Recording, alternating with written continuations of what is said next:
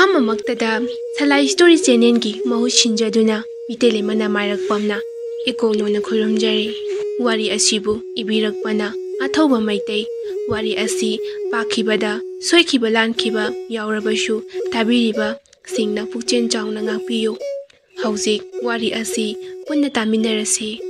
इमाबोक सबिरई सुमांग लीला येंगबा यामना पामजबा अहल अमखकनी अदुबु इमाबोक सबिरईना सुमांग लीला येंगलबसु मनेमना मौ ओटपगी सुमांग लीला नत्रबदी सुमांग लीला येंगलमदे अदुगा मतमदुसु मनेमना मौ ओटपा यामना कन्ना चन्नरकपा मतम अमा ओय मौ ओटपगी चन्नबी असिसु अमु अखोय लेकाईगी ओइना इमाबोक सबिरईना हौरकपनी नोंगमा इमाबोक सबिरईदु सुमांग लीला येंगलमबदगी मकुट अनिदु लीला सानरिबा पंबागलोमदा खुदोमबी थिनदना हो फारे हारिबसिनी मौसिनने अवुंपोट अमत हेक पोरक्त्रबदिने मनेमना मौ ओटपा हाइबसे मसाना ताबनिने लीला से लोइबा फाउददी येंगलैको आई मोइगिने लोइरमदाइदं मनेमना अरानबा दुम ताहनबदो येंगलैदा आई सबिरईदु मयुम हलकपगी लंबीदा लीलादा तौबमक्तुनी आइनने आइगी इमौदा तौदुरिबसी चाप माननने खनबा हौदुरिबनी आइना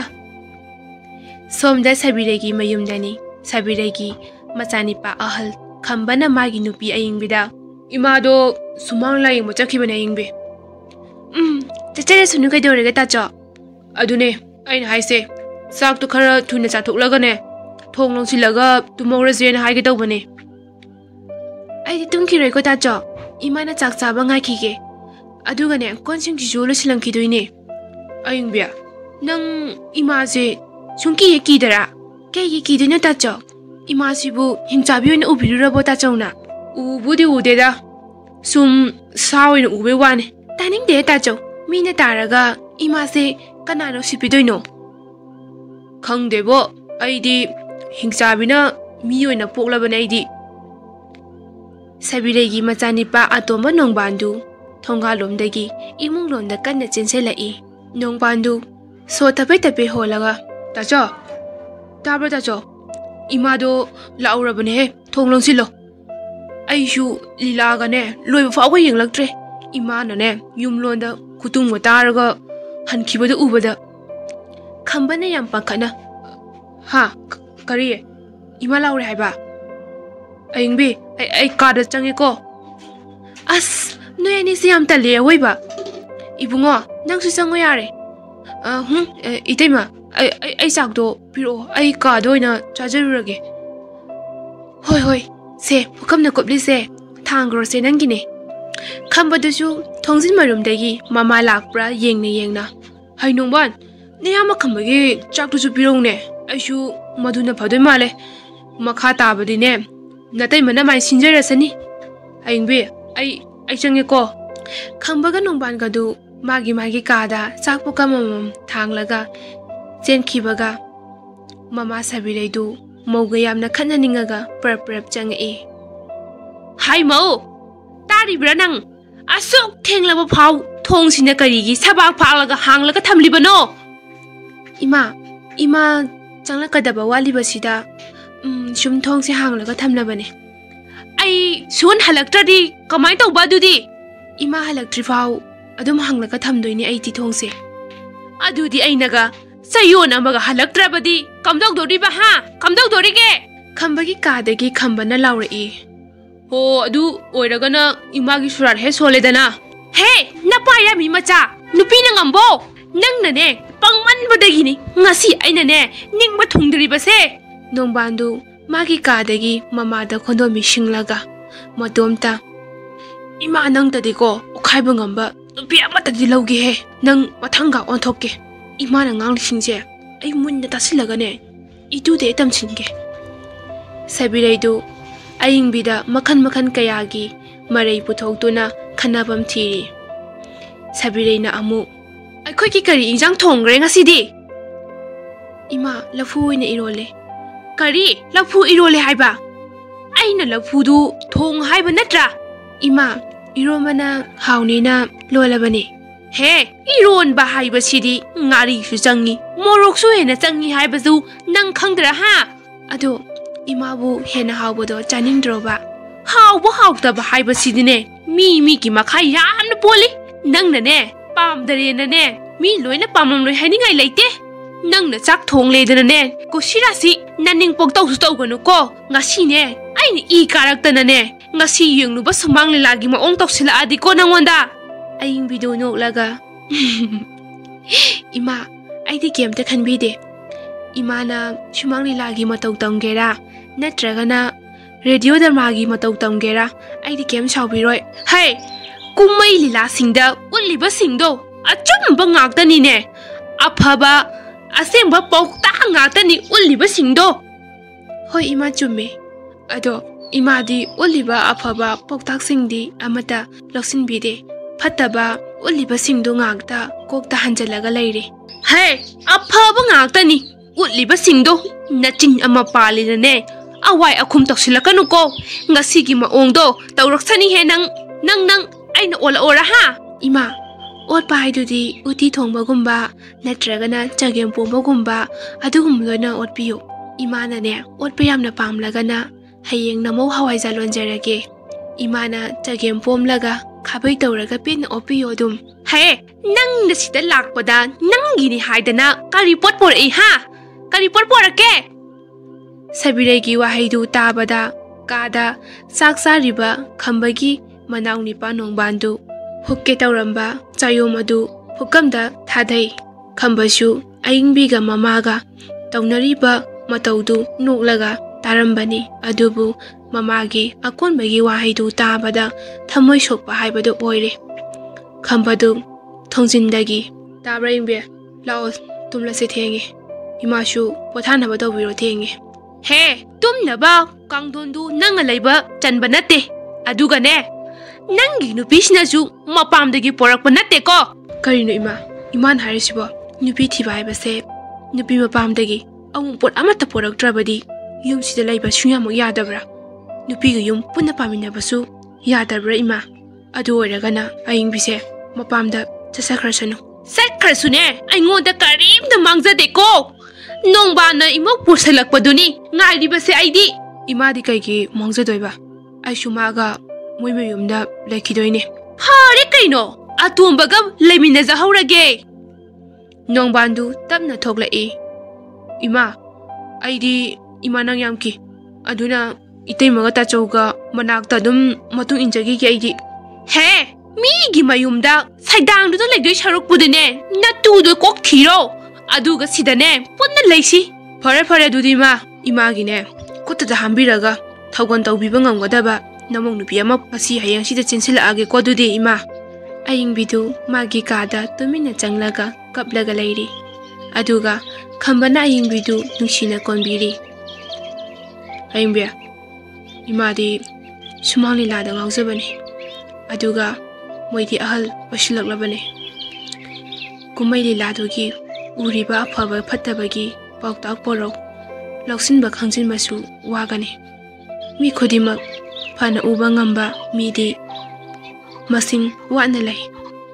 aduga imadi lilayeng basu haite afaba phataba loksin basu haite tacho ai kemta khandi ado ai hayeng yumda chailoge thimbiyo muta khambana hingbidu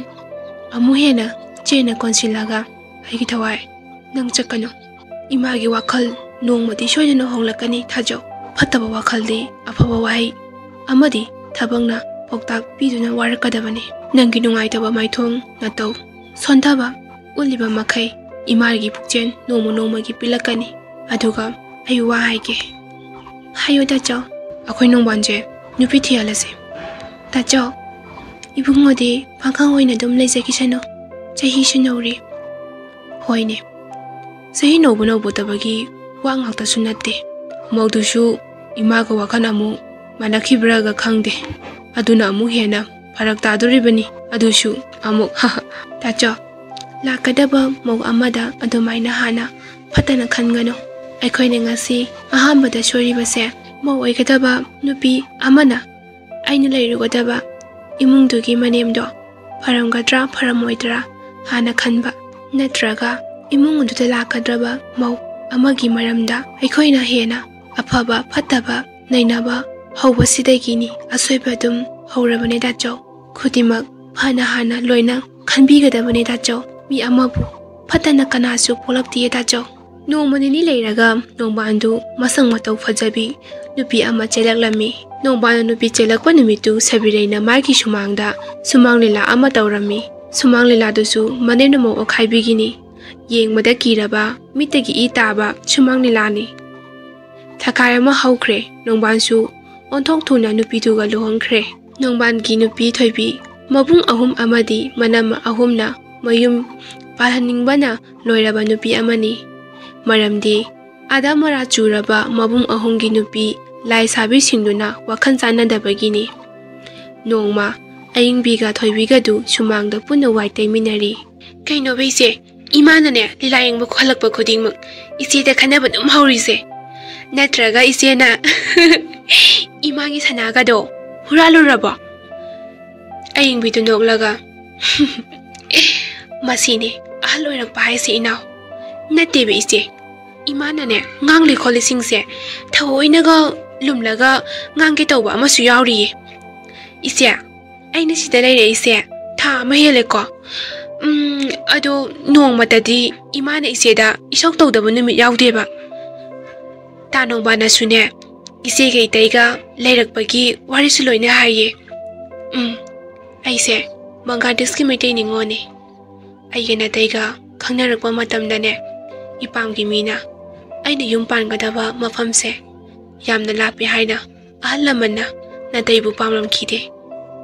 phibamdo nataina khanglakpadagi ibani Manipurda lona dum chelakpane aduga amu tachaugi imana aise asengwa Meetei nate hai tachauda imana aibu Bangladesh da therunabasu yamna kan hai sida junate da awum po yaudana yum sida aise pusilakpa yaroi so hai maran kemta pusilaktana aibu mafam sida kari khile handoino so hai imana tachauda yamna cheibi khi matamdo adubu thoibiya ai saude da imana hairiba singdo aranba mate yaude aigini haibada isada yumdagi masak naiba posak amata su porakte tachauna mafam sida porakpada aigi nataba pot amata su loinarakte chahi ani shure aina sida leirakpa aduta sunatana angang su yawa ngamdri hausikchu hoi beje ado ise nang kem khanganoba aina porakliba pochingje ise ge ibani loina sisina doineba tanong bana isebu ani shuba imamakne khanjabani ije inaw nataina mi phaba sida aina mitegi pitaba ngamdabane ado ima halakpaga haraunaba injang ahawba ma thongtokpise imagi phawungse ai losilangkhige amot pa phiron kharasu sudokpige ibani ne nga amatang lairusira hoi je nongmani sabirei do magi phawungda otli kadai da thamli jano ne masiba he ingbe laitene nangbo kadai da thamlange ha nangbo aina hanglise khumlaroidro tanjadu da khamba changlai kaidori ma aingbe kauribade ibungo aingbi do oina la o hayu imana ne sida khudu ama thamlambani mana phamla sanbadane pai khraba mali aduga amuksune mana thengnade na hairine ima kaisu leitaba marai ama natragana marai ama adum taunaba honagano aduga babagi photo se makhada thambase nungaite he na pase ahingba nate ko sikraba khambadu sauningbana loirami adubu khamba mabumora tappa nupa ama oibanena mamada asauba kanna utte ayingbidu kada changai tacho ayingbe nang imada kibadi yai aduga aingonda aduga moongda ulakano ai nungaite tacho ai wa mata haisege hayo mamana he ke thanok thabado ai yamna tawrakraba jani aingonda dine madu tawrakano harisini ko mau atombido changai ise kaidona ba yaurage ayingbina imagi kudoba ma mangkre haye Aha, imagi kudo haiba. Aidi imana kudo siba nomuta udena. Tanjadu da nongban chu changi. Akhui mabu kudo sibrane. Kudo siragana kanadagi mu hurala iba imade. He, kudo to ina saraga thambani ne. Mau atobigi pige na. Yare da ima. Misanga mu khomlakanu. Oidaba nganglakanu da. Mau ani nusinadana ba simbirakanu ko. Imana ne. Mau ani nusihanda ba haibase. Ta chauka aiga nusihanda ba sinbalanglong ne. Imana yengliba kumai singdo, kumai lila singdo. Imada phattaba tambiba nate. Ayingbina tapna. Ibungo mina taraga mau anobiga lakpane yamna phajadre. Tamna hainase. Ta chau ju wa khara haibiyo. Ayingbe ai ngasidi imabu kangkhalaroi. Nongbana. Itema imagi matam churoktoine. Aduna ngasi ai imada wa khara haininge. Khambadu manang nipa nongbangi maongduda phagi amuk tathorei. Ibungo minaga daraga ne yumda imana lila sanaba tambiba malani. Tajau imagi magunse khangdaba lekaisida kanabu leirige. Lekaisida imana phattaba tambidaba ahanbu leiribo. Imung khana handaba kanabu leirige. Makhoi mayam tumina lei ngasidi sabirei. Mamong nupi atumbi thoibigi mamangda chopa ikaiba nangba haibadu oire. Sabirei wakan tarakpa manba maong ama macha amadi mamong nu ui. Numi khara haukre ngasidi sabirei do aphaba manem ama oiba ngamnaba na honajari. Laioi khraba ahal lamana iduna thamlamlaba lausing kaya taba yengba matau amuk tamlai. Masana masa khangzare ngasidi sabirei du. Tha kharagi matungni ngasidi sabirei aphaba manem ama oiba ngamle. Khamba amadi nongbansu mamana aphaba manem oirakpada thamoida penjari. Mau aying bisu ngasidi manengi minungsi tamna tamna phangjare. Mau atombi thoibisu masi amadi manengi minungsi phanglami. Aduga sabirei gi imungdu nungayai phana pankirami.